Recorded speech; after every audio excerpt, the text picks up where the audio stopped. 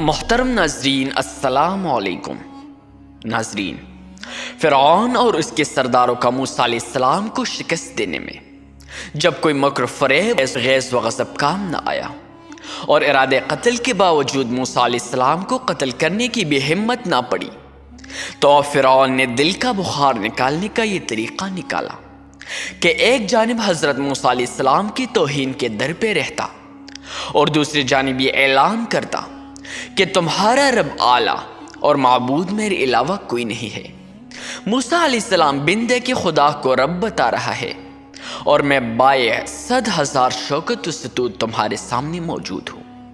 چنانچہ مصری قوم پر جو اثر حضرت موسیٰ علیہ السلام کے آیات بینات دیکھ کر ہوا تھا، وہ آہستہ آہستہ کم ہونے لگا اور دنیاوی شوکت و ستود کے مرعوبیت اور عزت و جاہ کی حرس میں دب کر رہ گیا، اور اس طرح وہ سب حضرت موسیٰ علیہ السلام اور بنی اسرائیل کی مخالفت میں پھر فرعون کے ہم نوا ہو گئے، جیسا کہ قرآن کریم میں ارشاد ہے۔ اور فرعون نے اپنے قوم میں اعلان کیا، اے قوم، کیا میں مصر کے تاج و تخت کا مالک نہیں ہوں اور میرے حکومت کے قدموں کے نیچے یہ نہریں بہہ رہی ہے؟ کیا تم میرے اس جاہ و جلال کو نہیں دیکھتے؟ اب بتاؤ، کیا میں بلند و بالا ہوں یا یہ جس کو نہ عزت نصیب اور جو بات بھی صاف نہ کر سکتا ہو؟ اگر یہ اپنے خدا کی یہاں عزت والا ہے تو کیوں اس پر آسمان سے سونے کے کنگن نہیں گرتے یا فرشتے ہی اس کے سامنے پھر باندھ کر کڑے نہیں ہوتے؟ پس عقل کو دی فرعون نے اپنے قوم کی، سو انہوں نے فرعون ہی کی اطاعت کی اور تھے وہ نافرمان بندے۔ محترم ناظرین، فرعون نے اس جگہ بلند و بالا ہونے کا معیار 2 باتوں پر کر رکھا ہے، اور عام طور پر دنیا کو مقصد زندگی سمجھنے والوں کی یہی نشان رہی ہے۔ ایک دولت و ثروت، دوسری دنیاوی جاہ و حشم، اور یہ دونوں فرعون کے پاس موجود تھے، موسیٰ علیہ السلام کے پاس نہ تھے۔ محترم ناظرین، حضرت شاہ عبد القادر رحمہ اللہ علیہ نے ان دونوں باتوں کو موضوع القرآن میں ان الفاظ میں ادا کیا ہے۔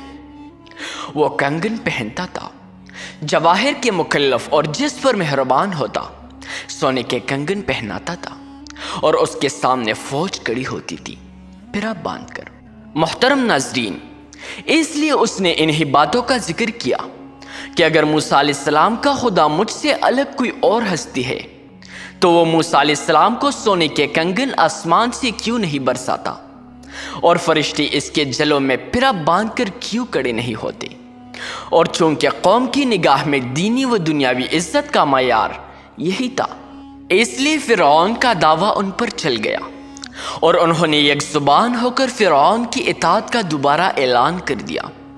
یہ بدبخت یہ نہ سمجھے کہ خدا تعالیٰ کی یہاں عزت کا معیار صدق و خلوص اور خدا کی وفادارانہ عبودیت ہے، نہ کہ دنیاوی دولت و ثروت اور جاہ و حشمت۔ البتہ جو شخص اصل عزت کو حاصل کر لیتا ہے تو خدا تعالیٰ یہ چیزیں بھی اس کے قدموں پر نثار کر دیتا ہے، اور صرف دنیاوی عظمت پر اترانے والوں کو ابدی ذلت و رسوائی کے سوا کچھ حاصل نہیں ہوتا۔ چنانچہ آخر میں یہی صورت حضرت موسیٰ علیہ السلام اور ان کی قوم بنی اسرائیل اور فرعون اور اس کی قوم کے ساتھ پیش آئی۔ غرض، حضرت موسیٰ علیہ السلام کی رشد و ہدایت کا فرعون اور اس کے سرداروں پر مطلق اثر نہیں ہوا، اور معدود چند کے سوائے عام مصریوں نے بھی انہی کی پیروی کی، اور صرف یہی نہیں بلکہ فرعون کے حکم سے بنی اسرائیل کی نرینہ اولاد قتل کی جانے لگی، موسیٰ علیہ السلام کی توہین و تذلیل ہونے لگی، اور فرعون نے اپنی ربوبیت اور معبودیت کے زور و شور سے تبلیغ شروع کر دی۔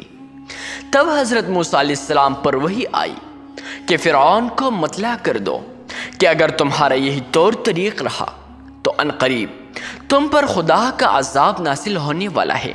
محترم ناظرین، اگر آپ کو ہمارا یہ واقعہ پسند آیا تو ہمیں کمنٹ سیکشن میں ضرور بتا دیجئے، تاکہ ہم آپ کے ساتھ خدا تعالیٰ کے قہر کا واقعہ شریک کریں کہ فرعون پر خدا کا قہر اور عذاب کیسے نازل ہوا اور کیسے فرعون اور اہل فرعون کو تباہ و برباد کر دیا۔